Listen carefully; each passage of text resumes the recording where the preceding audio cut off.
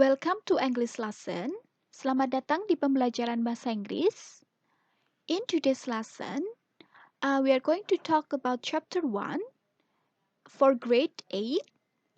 They are the expressions of asking for attention, checking for understanding, showing appreciations, asking and giving opinion. Nah, jadi untuk materi hari ini adalah bab 1 kelas 8 mengenai ungkapan meminta perhatian, mengecek pemahaman, menunjukkan apresiasi atau pujian, dan bertanya dan memberikan sebuah opini. So, let's start. Okay, for the first one, we are going to talk about the expression of asking for attention. Jadi yang pertama kita akan membahas ungkapan meminta perhatian. There are two conversations here. Jadi ada dua percakapan di sini. Let's discuss it first. On the first conversation, the teacher said, "Everybody, may I have your attention, please?" Yes, ma'am. Yes, ma'am. Oke. Nah, di percakapan pertama ini terdapat seorang guru yang meminta perhatian menggunakan ungkapan "May I have your attention, please?" Dijawab oleh muridnya, "Yes, ma'am." Seperti itu. Nah, on the second conversation, the teacher said, "Attention, please. Attention, please." Yes, ma'am. Yes, ma'am. Di percakapan kedua ini, sang guru meminta perhatian dengan cara menggunakan ungkapan attention please, attention please. Jadi, pada kedua conversation ini, pada kedua percakapan ini, seorang guru meminta perhatian menggunakan ungkapan yang berbeda. They use a different expression. The first one, yang pertama, mereka menggunakan expression may I have your attention. Nah, yang pertama mereka menggunakan sebuah ungkapan may I have your attention please. Nah, yang kedua mereka menggunakan ungkapan attention please. Nah, jadi ada beberapa cara untuk meminta perhatian. Expression used in asking for attention. Jadi di sini ada beberapa ungkapan untuk meminta perhatian. You can say, "Excuse me." "Look at me." "Attention, please." "May I have your attention, please?" "Sorry to trouble you." Atau, "Look what I've got here."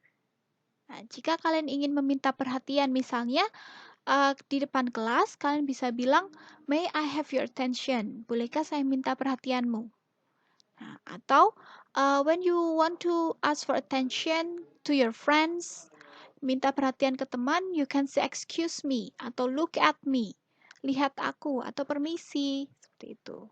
Nah, jadi here are some expressions you can use in daily life to ask for attention. Jadi ini adalah beberapa ungkapan yang dapat digunakan di kehidupan sehari-hari saat kalian ingin meminta perhatian. Is checking for understanding. Jadi, checking understanding adalah mengecek pemahaman. For example, when I explain something and I check your understanding, what expression could I use? Nah, jadi, misalnya ada seorang guru yang menjelaskan di depan dan gurunya ingin mengecek apakah kalian memahami ceritanya, you can use this expression. Nah, so there are 4 conversations here. So the first one, Siti, do you understand the story? Not really, she speaks very fast. Nah, jadi di sini Siti bertanya, apakah kamu memahami ceritanya? Nurul menjawab, tidak terlalu, dia berbicara dengan cepat. Nah, percakapan kedua, second conversations. Do you know what I mean? Yes, sir. Nah, jadi Pak Guru bertanya, pemahaman, apakah kamu mengerti apa yang aku maksud? Ya, Pak. Di sini juga ada seorang guru. Di percakapan keempat, Edo, do you know what to do? Sorry, ma'am. I don't say that again, please. Nah, jadi di sini guru menanyakan pemahaman dengan cara, Edo, apakah kamu tahu apa yang harus dilakukan? Nah, Edo tidak mengerti. Maka dijawab, sorry ma'am, I don't. Saya tidak mengerti. Say that again. Tolong diucapkan kembali. Untuk percakapan terakhir, do you understand my question? No ma'am, sorry. Say that again please. Nah, jadi sang guru bertanya, apakah kamu memahami pertanyaan saya? Dijawab tidak. Saya tidak mengerti. Tolong ucapkan kembali. Jadi di sini ada beberapa cara untuk mengecek pemahaman. Bisa menggunakan do you understand, do you know what I mean, do you know what to do, atau do you understand my questions. Are some expression to check for understanding, showing understanding, and lack of understanding. Nah, untuk checking for understanding adalah pertanyaan, apakah kalian paham atau tidak? You can say, do you understand? Is it clear? Do you get it? Do you know what I'm saying? Do you know what I mean? Atau do you know what to do? Nah, ini adalah cara-cara untuk mengecek pemahaman. Nah, jika kalian paham, kalian bisa menjawab, yes, I understand. I see atau I know. It's clear atau I know what you mean. Nah, sementara untuk lack of understanding, misal kalian tidak paham, you can say, I'm sorry, I don't understand. Atau, can you repeat your explanation? Misalkan kamu mengulangi penjelasanmu. Atau you can say, I'm sorry, I don't know. Nah, jadi ini adalah macam-macam cara untuk menanyakan pemahaman, menunjukkan pemahaman, dan menunjukkan bahwa kalian kurang paham. The third one, yang ketiga, we are going to talk about asking and giving opinion. Nah, yang ketiga, kita akan membahas cara meminta dan memberikan opini. So, there are two conversations here. The first one, Udin, what do you think of your classroom? It's very dirty, ma'am. Some people don't care.